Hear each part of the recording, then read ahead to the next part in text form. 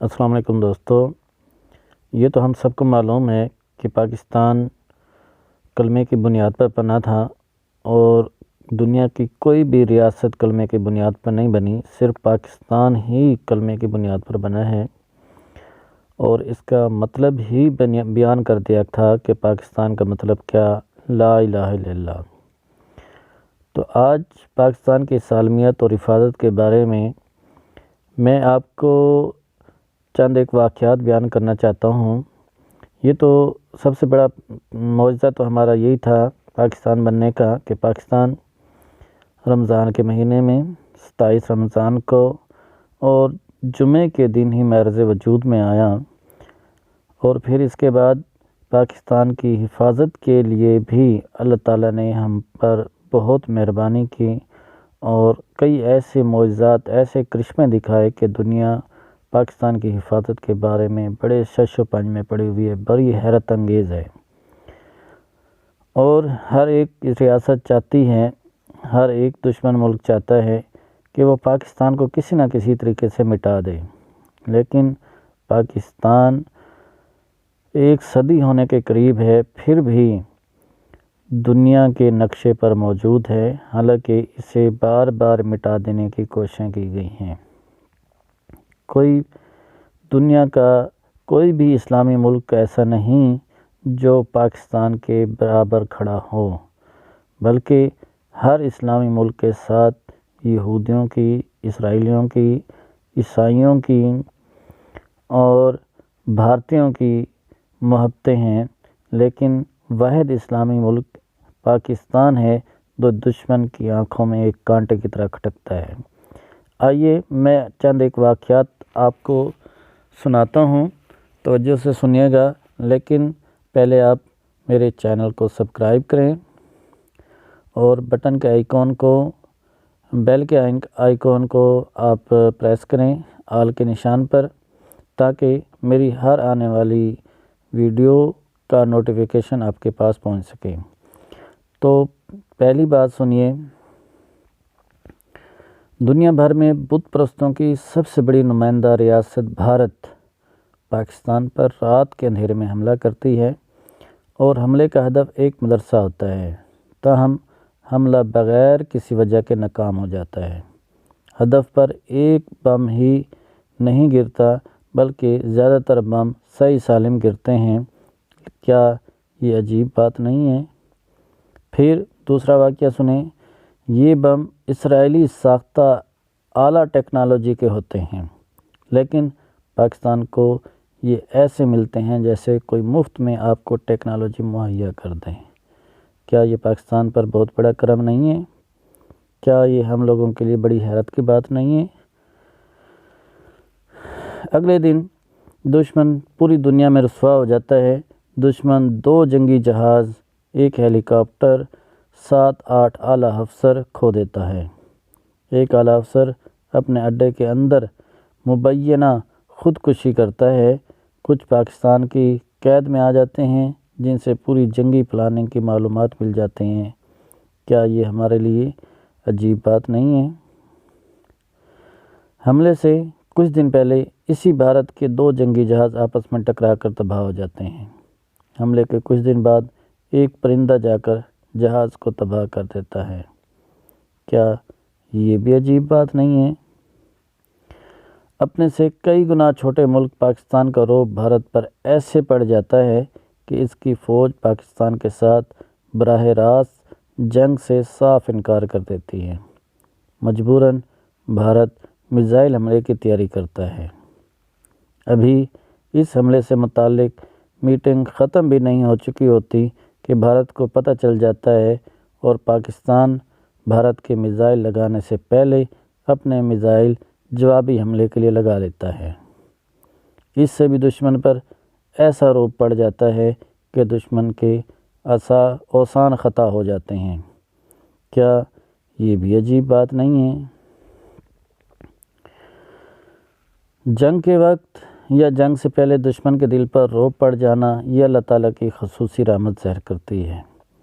بھارت اعلان کرتا ہے کہ وہ پاکستان کا پانی بند کرنے والا ہے کہ آسمان پر کالی گھٹائیں چھا جاتی ہیں اور پاکستان کے طول و عرض میں ایسی بارشیں برستی ہیں اور پہاڑوں پر برف باری ہوتی ہے کہ لوگوں کو ایک مدت تک پانی کی کمی محسوس ہی نہیں ہوتی کہ پانی کم ہو جائے گا۔ کیا یہ بھی اللہ کا ہم پر کرم نہیں ہے؟ بھارت بیک وقت سمندر، فضا اور زمین پر پے در پے شکست کھاتا ہے۔ کیا یہ بھی عجیب بات نہیں ہے؟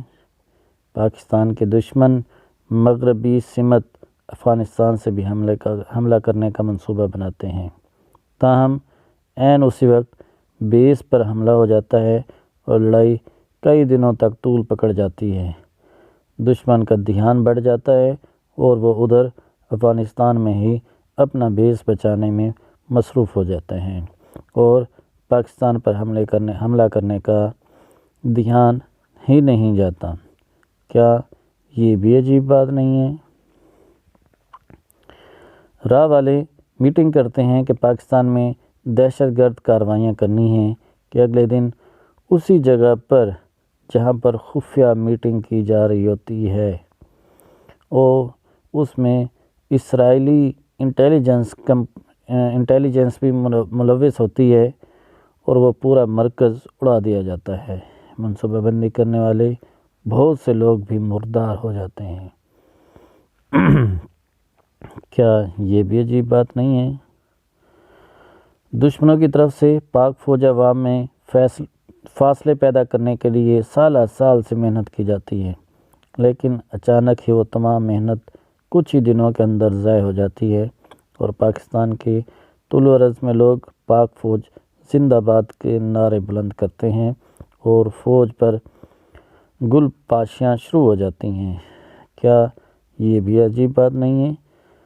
پاکستانیوں مزید سنو، پاکستان کو لوٹنے والوں پر اچانک عرصہ حیات تنگ ہو جاتا ہے، کوئی جیل چلا جاتا ہے، کوئی عدالتوں میں ذلیل و خوار ہوتا ہے۔ غیر متوقع طور پر اچانک پاکستان کے بیرونی دشمنوں کے ساتھ ساتھ پاکستان کے اندرونی دشمنوں پر بھی زمین تنگ ہونا شروع ہو جاتی ہے۔ جو لوگ پاکستان کے راز دشمن ممالک کو دیا کرتے تھے وہ اچانک دل کی بیماریوں میں مبتلا ہو جاتے ہیں یا جیل کی سلاخوں کے پیچھے چلے جاتے ہیں یا ان کے گردے کام کرنا چھوڑ دیتے ہیں یا ان کے پلیٹلیٹس کم پڑ جاتے ہیں، کمزور پڑ جاتے ہیں۔ کیا یہ بھی عجیب بات نہیں ہے ہمارے لیے؟ میرے دوستو، میرے عزیزو، آپ بہت خوش قسمت ہو کہ آپ کا تعلق ایسی سرزمین سے ہے جہاں سے رسول اللہ صلی اللہ علیہ وسلم نے فرمایا تھا کہ مجھے ٹھنڈی ہوائیں آ رہی ہیں۔ اس مملکت کے ساتھ رسول اللہ صلی اللہ علیہ وسلم کا خصوصی تعلق ہے۔ اس مملکت کے ساتھ مستقبل کے بہت سے اہم واقعات جڑے ہوئے ہیں۔ یہ مملکت دنیا بھر سے ظلمت کے خاتمے کا باعث بننے والی ہے۔ خوش قسمت ہیں وہ لوگ جن کی توانائیاں اس ملک کو مستحکم بنانے میں صرف ہو رہی ہیں۔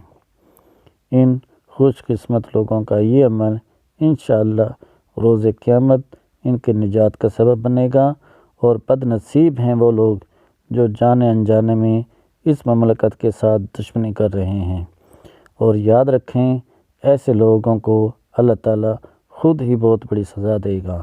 اور میرا عقیدہ ہے کہ جس طریقے سے اللہ تعالیٰ نے قرآن مجید کے بارے میں فرمایا تھا اِنَّا نَحْنُ نَزَّلْنَا الذِّکْرَ وَإِنَّا لَهُ لَحَافِظُونَ، بے شک اس ذکر یعنی قرآن مجید کو ہم نے ہی اتارا ہے اور ہم ہی اس کی حفاظت کرنے والے ہیں۔ اسی طریقے سے اللہ تعالیٰ بھی ہمارے اس ملک کی حفاظت خود ہی کر رہا ہے، ورنہ دیکھا جائے تو ہر انسان، ہر حکمران نے پاکستان کو لوٹنے کی، کرپشن کی، ظلم کی انتہا کر دی ہے۔ ہر بندہ کھاتا پیتا رہا ہے پاکستان کو، لیکن اس کے باوجود پاکستان پھر بھی سالم، قائم اور سلامت ہے۔ ایسے لوگ دنیا اور آخرت میں عبرتناک انجام سے دوچار ہونے والے ہیں۔